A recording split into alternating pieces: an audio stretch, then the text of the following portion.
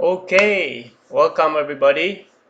This is Junter Flores, and I am the founder of We Help Your Business, WHYB.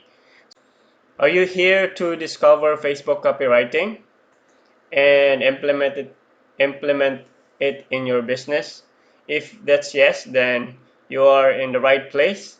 We are going to be talking about understanding Facebook algorithm and history. uh, because you will need this. You will really need this in your business. Okay, feed your mind with more knowledge. Albert Einstein said, "Intellectual growth should commence at birth and ease only at death." So, so remember this quote from Albert Einstein. I believe on this because I said to myself, as long as I'm breathing, I have a chance to, grow intellectually. Like I need to add more knowledge, keep learning. Okay, so to enjoy the benefits of the Facebook, you will need to really understand the history and the goal of this platform, right? So in 1997, so let's continue. 6degrees.com was created. Let's go back to 1997. All right. 6degrees.com was created. I know I don't know if some of you heard about this. Me, I didn't hear this before. Okay, 6 degrees based on the concept of 6 degrees of separation. People were able to create an account, add their friends, and message people within their first 3 degrees of separation. Wow, so this looks like what we are doing right now, right? We have an account also like in Facebook. They could also see how many on the platform connected back to them. Wow. It was one of the first attempts at social media that looked similar to what we know have today. That is really true. Next wave of tools that were created to connect us socially were online messengers. It started with ICQ in 1996, right? So followed by AOL Messenger. I remember this AOL that time, and I don't know how to use this. Yahoo Messenger also was there. MSN Messenger. Yeah, I tried to use Yahoo Messenger and MSN Messenger. It was very good, right? And finally, Skype in 2003. Okay, and then in 2002, we saw the launch of Friendster and the concept of social circles. Yeah, Friendster was a hit, which mimicked how people were really connected in the real world, right? This algorithm eventually beat out 6degrees.com, which went out of business just 4 years after it started. So 6 Degrees stayed for 4 years. And 1 year later, other companies showed up based on the same social circles concept, such as Multiply, LinkedIn, High Five, and MySpace, right? So these are the. Oh, I tried to use Multiply also. I like Multiply also because you can. It's like a website that you're creating, but and then LinkedIn, MySpace also it was a hit. MySpace quickly became the most popular social network site around. For many people like me who watch as MySpace crushed Friendster and the other fledgling social sites, I had assumed that they would be around forever, the MySpace. But over the next few years, even more social sites emerged. Flickr became the first large photo sharing social site in the world, later dethroned by Pinterest, right? Ooh. And then um, YouTube became a video sharing service, right? That was later acquired by Google. And then Twitter launched with the ability to share micro content, right? While Tumblr became a micro blogging site. So those bloggers, they usually go to Tumblr before. And in the midst of so many social startups popping up every day, here was one that silently launched in 2004 that would soon grow to overshadow all others.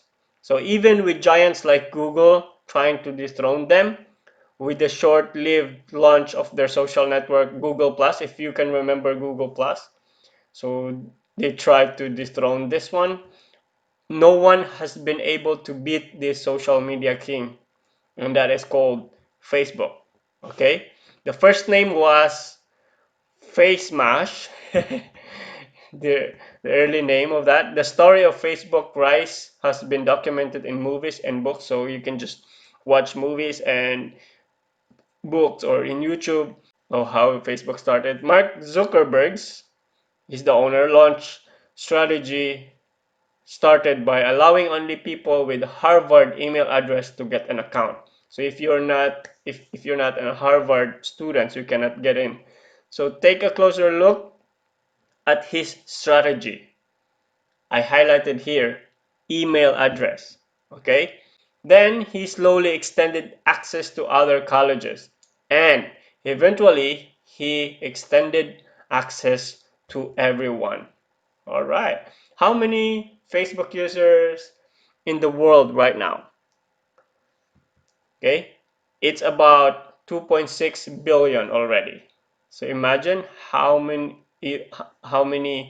uh, email addresses that they have right now, the Facebook owns.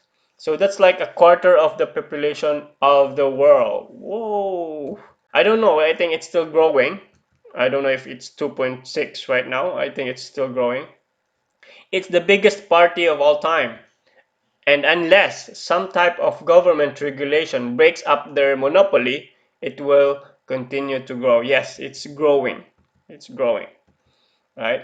FB or Facebook has had a lot of scandals around how they handle their users' privacy and data also, which can be super annoying as a user of Facebook, right?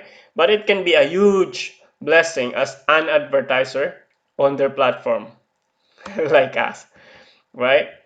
Because number one, Facebook tracks everything you do, right? So number two, what do you like? So they track that. Number three, which things do you comment on? Number four, which types of posts do you engage with? All right. All in all, they have up to 52,000 data points on every individual that they accumulated as you were scrolling, wrong spelling over there, and clicking and commenting. So every time you scroll or clicking and commenting, they are accumulating those data. All right. And their goal here is to figure out what you like and show you more of that in your feed. So if you are going to like on some, like for example you like on a post of a dog, so every time there is like a post about or an ads about the dog, you will probably see that one because Facebook will show that to you. So the better your experience in Facebook, the more likely you'll spend more time there. That's their goal. The more time you spend there, the more ads they can sell to marketers like us, right? So there. That's why they're doing that. So they are tracking your behavior. Okay, it gives us advertisers the ability to target people based on what they'll probably like, their interest, right? For sure. So Facebook has the ability to start using interruption marketing, okay, where we could target those who were interested in what we were selling. The question is, what kind of interruption marketing are you using? So understand its algorithm. Have you watched Avengers Endgame? right? Have you watched that? Yes, if you watch that, do you remember that what can Thanos do if he has the stones? Right? Yes, he can just snap and everything will vanish, right? So Mark Zuckerberg here is our Thanos in online marketing. Look at a picture over there of Thanos. He is powerful and he can just snap. Okay? We call this Zuckerberg's snap. All right? So there. What is algorithm? The Facebook algorithm controls the ordering and presentation of posts, right? So rather than publish content chronologically, so users see what is most relevant to them, right? So posts and ads are presented based on what Facebook sees as relevant to you, to the user. Over time, the algorithm that judges which posts or videos get the most exposure on Facebook's platform continues to change, right? So 5 years ago, it was all about making video that was shareable, right? You can just post of your video from YouTube and you can just share it in Facebook, and then it could uh, gain a lot of viewers, right? If you knew how to get shares, your videos could get millions and millions of views overnight. That was before, right? As soon as everyone collectively learned the algorithm, then agencies started to pop up everywhere, right? There's a lot of online agencies guaranteeing to make you a video that would viral because they knew that algorithm and it worked, right? Then Facebook went public and they needed to raise money. So Zuckerberg snapped his fingers and changed the algorithm. The new algorithm no longer rewarded people for having amazing shareable content that didn't make them money, right? Which was necessary for stock prices to go up. Okay? So he needed to change the algorithm so that Facebook could show higher returns for investors. So overnight, the majority of free viral videos died, right? Just a snap. Replaced with a new algorithm that required you to buy ads to post and promote your videos, right? Periscope versus FB Live. Remember about Periscope? There was a land grab for each platform to be number one with live video, right? Twitter bought Periscope and it started to become the number one place to stream live videos. I remember those days because I was on Periscope streaming live almost daily. That is until Facebook launched Facebook Live, right? To this day, I still like Periscope's app better. Personally, I think that their streaming service, pretty much everything else about it, is way better than Facebook Live. But Facebook wanted to become the platform for live video streaming. So Zuckerberg snapped again. So that's the second time. But I know there's going to be a lot of snapping here. Okay, so I want you guys to pay attention to that. Zuckerberg snapped again and changed their algorithm. He is so powerful. So after the change, when you would go live on Facebook, you could get hundreds or thousands of people to show up for free in just seconds. So they rewarded us for going live to force us all to switch to them, right? So this is where the Facebook Live selling also grown enormously. So I saw a lot of small business owners bought their products and do Facebook Live selling until now. Then after they won and beat out all the competitors, they took away much of the organic reach and made us pay to get more viewers to our videos. Okay, so Zuckerberg snaps again. All right. So FB live selling now has very low reach. Before you can reach like thousands of people or hundreds and thousands of people are watching when you're selling on in your Facebook live. Right now, I think you can just get like maybe 30 or below 30 or 50, I think, or 100, just 100 something. But it's not so much. Some I saw like very low, like three people are watching, five people, So there, because Zuckerberg snaps again. So here's another example of Facebook algorithm. When we started using Facebook page back in 2014, this is what we use in our company. Okay, this one's our company, Ultimate Apparel, that we sell. We supply sports jerseys, especially in basketball, in all kinds of sports. So we are the number one sports apparel in our province. So at that time in 2014, I have 4,000 likes in my sports apparel Facebook page. And then after, every time we post, this was back in 2014, right? Around 70% of people who like the page can see my post. So that's a lot. How much is the 70% of 4K? So I have 4,000, 70%. So that's 2,800 people who can see my post, right? Every time I post, I have like 2,000 people view my post, right? So that's a lot. And then I observed the decline. It became 50% and then got 30% and then 10%. Yeah, and then last month I got a news from my friends in marketing that it was just 1%.